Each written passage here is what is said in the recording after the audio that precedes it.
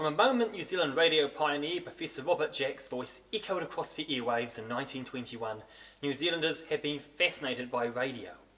We owned only about 2,000–3,000 sets in the mid-1920s, but there were just under 700,000 radios registered by 1971. With all those radios, how are you going to tune in to your favourite station? Well, it was a little bit different to how it's done today, and in this video we're going to find out. From the 1920s to the 1980s, New Zealand radio didn't use the familiar frequency signs we use today, like Radio Foxton 105.4 FM.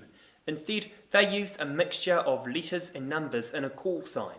And we'll take a closer look at this 1954 Columbus radio to find out how they worked.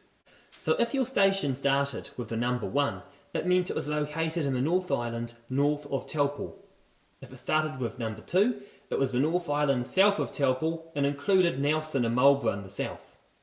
Stations starting with 3 were in the South Island, north of the Waitaki River, but excluded Nelson and Marlborough.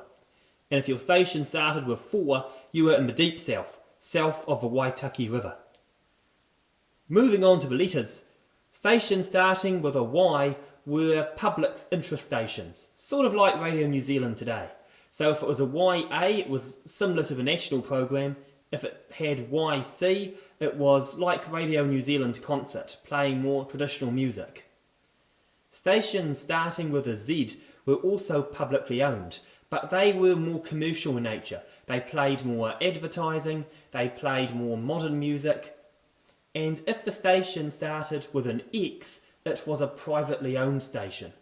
Although for much of radio's history there weren't many of those stations, as the government preferred to run radio themselves. Private radio stations pretty much died out by the mid-1930s. Government policy meant you couldn't advertise on radio stations, save for a bit of song sponsorship, which meant most private stations just couldn't afford to keep running. Save for the offshore radio pirates who were keeping the airwaves lively in the 1960s, private radio didn't formally return until 1970. And of course, most radio stations these days are privately owned ones. Now this Columbus radio would have been very fancy, because not only did it have all of the call signs on it, it also had different frequency tuners for different regions in New Zealand. So if you've found an old radio and you want to know what all the letters and numbers on the front of it mean, I hope this has been a wonderful first step. It's a magnificent world of broadcasting in New Zealand, and of course MAVtech has a radio station in Coronation Hall as well, Radio Foxton 105.4 FM.